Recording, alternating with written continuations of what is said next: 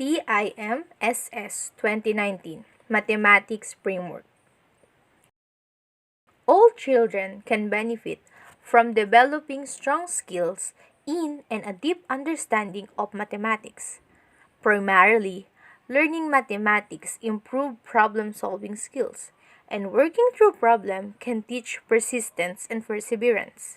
And we all know mathematics is essential in our daily life for activities such as counting, cooking, managing money, and building things.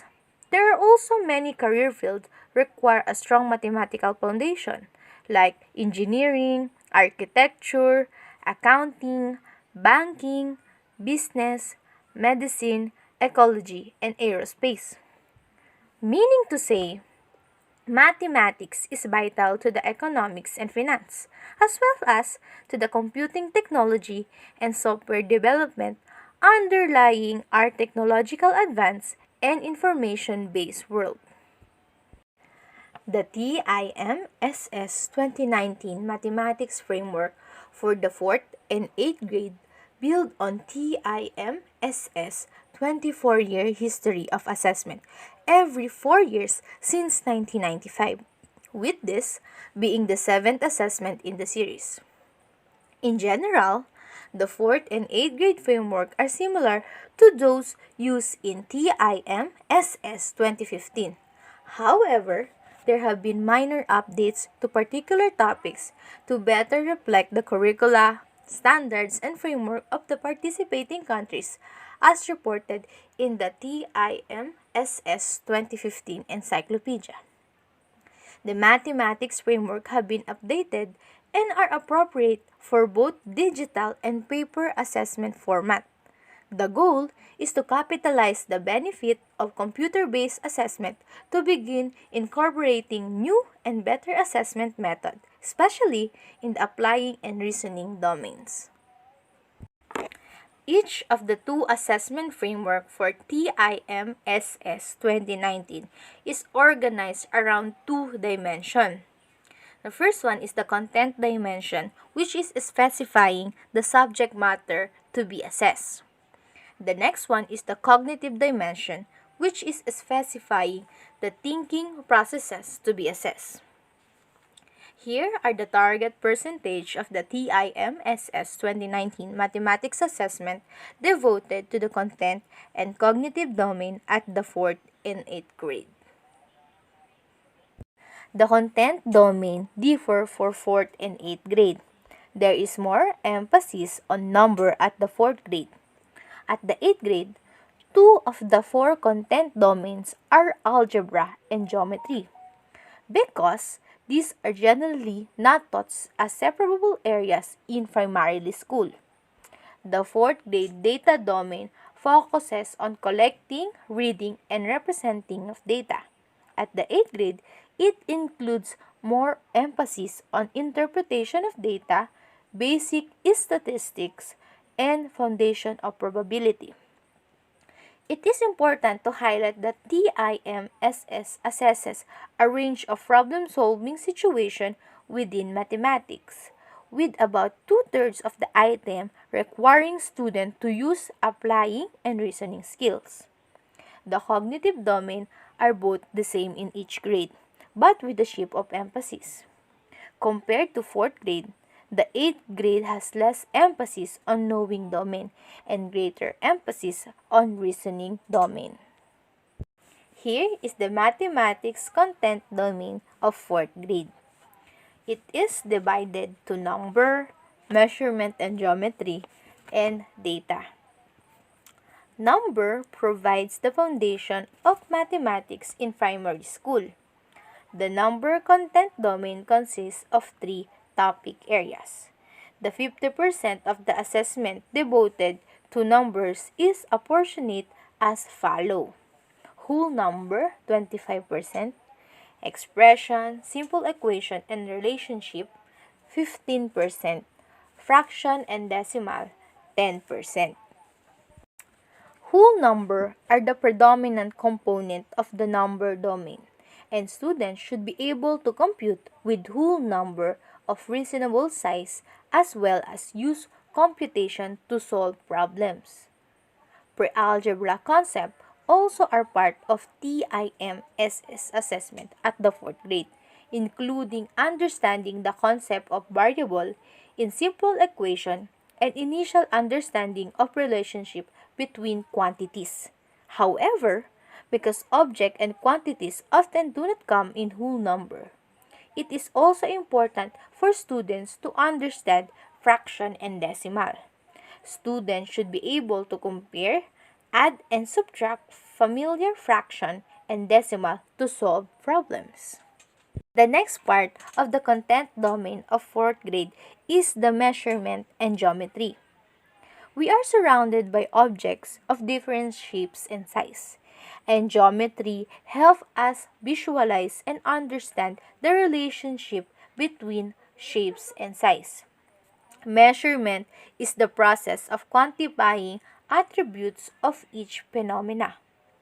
The two topic areas in measurement or geometry are as follows: measurement 15% and geometry 15%. At the 4th grade, students should be able to use ruler to measure length, solve problems involving length, mass, capacity, and time, calculate area and perimeter of simple polygon, and use cubes to determine volume. Students should be able to identify the properties and characteristics of line, angles, and variety of 2 and 3-dimensional shapes. Spatial sense in integral to the study of geometry, and student will be asked to describe and draw variety of geometric figures. They also should be able to analyze geometric relationship and use this relationship to solve problems. The last part of the content domain of the 4th grade is data. The explosion of data in today's information society has resulted in a daily bombardment of visual display of quantitative information. Often, the internet, newspaper, magazine, textbook, reference book, and articles has data represented in charts, table, and graphs. Students need to understand the graphs and charts help organize information or categories to provide a way to compare data. The data content domain consists of two topic areas: reading, interpreting, and representing data 15%, using data to solve problem 5%. At the 4th grade, students should be able to read and recognize various forms of data display. Given a simple question, students should be able to collect, organize, and represent data in graphs and charts to address the question. Students should be able to use data from one or more sources to solve problems. Here is the mathematics content domain for 8th grade. It is divided to number, algebra, geometry, data, and probability. At the 8th grade, the 30% of the assessment devoted to number consists of three topic areas. First one, integers, 10%, fraction and decimal, 10%, ratio, proportion, and percent, 10%. Building on the number content domain at the 4th grade, 8th grade students should have developed proficiency with more advanced whole number concept and procedure, as well as extended their mathematical understanding of rational numbers. Students also should understand and be able to compute with integers. Fraction and decimal are an important part of daily life, and being able to compute with them require an understanding of the quantities the symbol represent. Students should understand that fraction and decimal are single entities like whole number. A single rational number can be represented with many different written symbols, and students need to be able to recognize the distinction among interpretation of rational number, convert between them, and reason with them. Students should be able to solve problems involving ratio, proportion, and percent. The next part of the content domain for 8th grade is the algebra. The 30% of the assessment devoted to algebra is comprised to two topic areas. The first one is the expression, operation, and equation, which is 20%, relationship, and function, 10%. Patterns and relationship are pervasive in the world around us, and algebra enable us to express this mathematically. Students should be able to solve real-world problems using algebraic model and explain relationship involving algebraic concept. They need to understand that when there is a formula involving two quantities, if they know one quantity, they can find other either by algebraically or by substitution. This conceptual understanding can extend to linear equation for calculation about things that expand at constant rate. Function can be used to describe what will happen to the variable when are related to a variable changes. The next part of the content domain for 8th grade is the geometry. Extending the understanding of shapes and measure assessed at the 4th grade, 8th grade students should be able to analyze the properties of a variety of 2 and 3-dimensional figures and calculate the perimeter, area, and volumes. They should be able to solve the problems and provide explanation based on geometric relationship such as congruence, similarity, and Pythagorean theorem. The geometry content domain at the 8th grade consists of one topic area, geometric shape and measurement, which is equivalent to 20%. At 8th grade, geometric shapes includes circles, scalene, isosceles, equilateral and right-angled triangle, trapezoid, parallelogram, rectangles, rhombuses, and other quadrilaterals, as well as other polygons including pentagon, hexagon, octagon, and decagon. They also include 3-dimensional shapes like prism, pyramid, cones, cylinder, and spheres. 1 and 2-dimensional figures can be represented in the Cartesian plane. The last part for the content domain of 8th grade is the data and probability. Increasingly, the more traditional form of data display are being supplemented by an array of new graphic forms. By the 8th grade, students should be able to read and extract important meaning from a variety of visual display. It is important for the 8th grade student to be familiar with the statistic underlying data distribution and how this relate to the shape data graphs. Students should know how to collect, organize, and represent data. Students also should have an initial grasp of some concept related to probability. The data and probability content domain contains two topic areas, data 15%, probability 5%. Continuing the practice of previous Timss assessment, at the 4th grade, students will not be permitted to use calculator. This includes both paper TIMSS and e-TIMSS. At the 8th grade, students will be permitted to use calculators, although the mathematics items are developed to be calculator neutral or disadvantage students whether or not they have calculators. in paper TIMSS consistent with past TIMSS assessment. Students at the 8th grade may bring their own calculator to the assessment. In ETIMSS, students at the 8th grade will have an access to a calculator provided as part of the on-screen interface and will not be permitted to bring their own calculator. The on-screen calculator includes the 4 basic functions and a square root key. The eventual transition of TIMSS will result in calculator being standardized. Mathematics Cognitive Domain for 4th and 8th grade.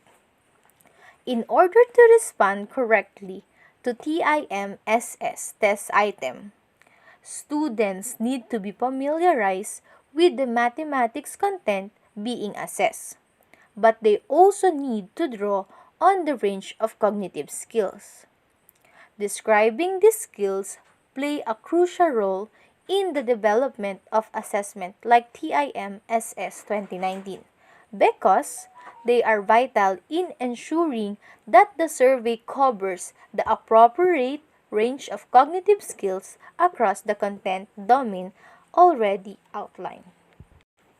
The first domain, which is knowing, covers the facts, concept, and procedures students needs to know, while the second, applying, focuses on the ability of students to apply knowledge and conceptual understanding to solve problem or answer question. The third domain, reasoning, goes beyond the solution of routine problems to encompass unfamiliar situation, complex, context, and multi-step problems. The 3 cognitive domains are used for both grades, but the balance of testing time differs, reflecting the difference in age and experience of the student in 2 grades. For the 4th and 8th grade, each content domain will include items developed to address each of the 3 cognitive domains. The first part of the cognitive domain is knowing. Facility in applying mathematics or reasoning about mathematical situation depends on the familiarity with mathematical concept and fluency in mathematical skills. The more relevant knowledge a student is able to recall and wider the range of concept he and she understand, the greater the potential for engaging in the wide range of problem-solving situation. Without access to a knowledge base that enable easy recall of the language and basic facts and convention of number, symbolic representation, and spatial relationship, student would find purposeful mathematical thinking impossible. Facts encompass the knowledge that provides the basic language of mathematics as well as the essential mathematical concepts and properties that form the foundation of mathematical thought. Procedures form a bridge between more basic knowledge and the use of mathematics for solving problems, especially those encountered by many people in their daily lives. In essence, a fluent use of procedure entails recall of set of action and how to carry them out.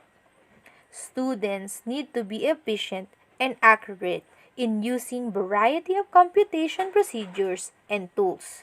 They need to use the particular procedures can be used to solve entire classes of problems, not just individual problems. The next part of the cognitive domain is applying.